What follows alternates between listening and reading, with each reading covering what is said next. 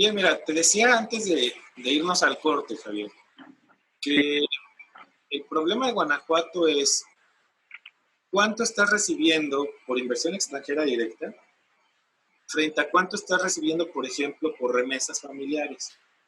Sí. Guanajuato presume, el gobierno, no digo Guanajuato en general, el gobierno de Guanajuato presume que tenemos muy bajos niveles de pobreza, pero no ha hecho ningún estudio serio. Que Guanajuato aporta el mayor Producto Interno Bruto a la Federación. Bueno, eso es una mentira. Que tenemos la mayor cantidad de inversión extranjera, el corredor industrial. No, bueno, a ver, Pero la pobreza y la desigualdad son palpables. Así es, mienten con la verdad, como dice el clásico, ¿no? Porque sí es cierto. Así es. Hay una gran inversión extranjera directa, sí, hay un gran PIB estatal. Oye, pero tú tienes nociones, tú tienes conocimiento de este caso del señor Juan Manuel Fernández, que durante muchos años y tiempos, él lleva la cartera de los inversionistas extranjeros y su empresa se ubica en Chicago. No, sin duda. Es una responsabilidad que debería competir directamente al gobierno y no estar favoreciendo a un particular.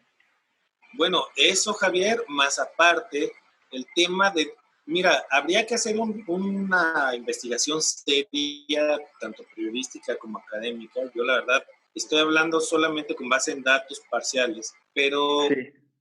Cuando uno revisa dónde han ubicado los parques industriales, ¿quiénes son los inversionistas de esos parques industriales? ¿Adquirieron las tierras de esos parques industriales, Javier? Bueno, es de vergüenza y de escándalo internacional. Habría que ver, por ejemplo, cuánto pagaron por hectárea del puerto interior en su momento, o de los parques industriales que se han estado generando en Celaya, en Apaseo y en todas las demás regiones. Se dice pomposamente que en Guanajuato no hay conflictos con los ejidatarios, etcétera. Bueno, habrá que ver los mecanismos de compra, los precios de compra y cuánto están revalorizándose esos terrenos ahora que le pertenecen a las grandes empresas, que forma parte de los mecanismos de explotación y generación de desigualdad. Hoy los ejidatarios que han vendido sus tierras para este tipo de parques industriales, que no tienen ni tierra ni buen empleo, ¿no? Lo cual me regresa a lo que estábamos comentando un momento, ¿no? A ver, ¿cuánto ingresa por remesas familiares y cuál es el impacto en la reducción de la pobreza? Porque el gobierno del Estado se llena la boca diciendo que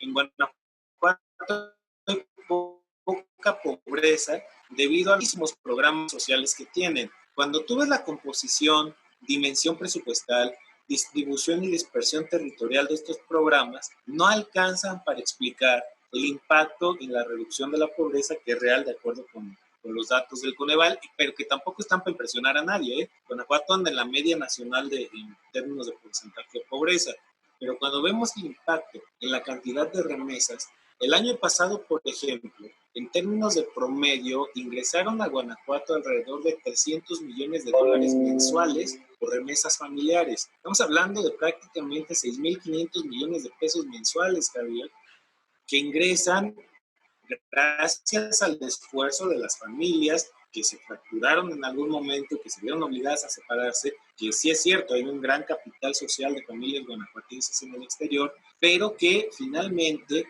implica cambios importantes en las dinámicas comunitarias, locales y regionales, que en algún momento también habrá que explicar y explorar qué tanto han ido determinando la configuración, por ejemplo, los grupos criminales en el Estado, ¿no? Es decir, la ruptura del capital social generado o potenciado en algunos ámbitos por la migración, que llevó a la ruptura del capital social en algunas localidades, que permitió el asentamiento de algunos grupos delincuenciales. Entonces, todos estos factores no están en la agenda gubernamental, no están en el discurso gubernamental, no hay, fíjate, se dice acción nacional. Hay una omisión absoluta. Total, para maquillar su propia realidad del partido político y seguir festejando que están en el poder. Y que están muy bien. Y mira, aquí hay que decirlo con todas sus letras. Uno de los grandes problemas es que a nivel nacional, Guanajuato, digamos el panismo guanajuatense o el panismo nacional, tiene un discurso, pero en el Estado no lo replica. Por ejemplo, a nivel nacional se exige la renuncia del presidente López Obrador debido a las condiciones de violencia que hay. Bueno, bajo esa lógica, habría que exigir también la renuncia de Diego Sinue, ¿no? Te digo, si a esas vamos, El equivalente de lo que pasa a nivel nacional está ocurriendo en el Estado. Y habría que exigir la renuncia de la alcaldesa de Celaya, y habría que exigir la renuncia de Santillana y León, y habría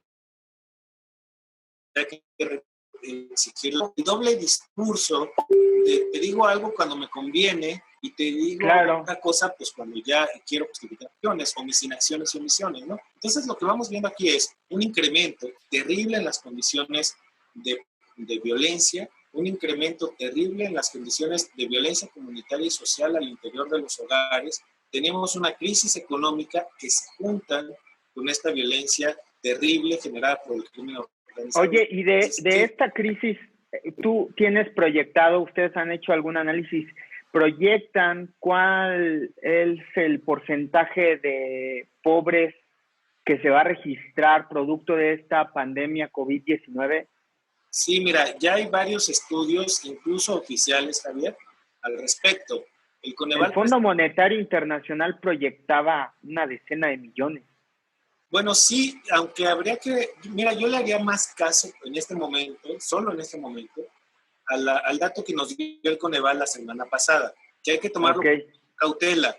El dato del Coneval parte de un supuesto que la economía se va a caer 3.5% a lo largo del año, es decir, un decrecimiento de 3,5 puntos del PIB, y que esto implicaría una caída generalizada de 5% en los ingresos de las familias. Con estos datos, el Coneval estima 10 millones de cuales 4.5 y 6 millones serían pobres extremos.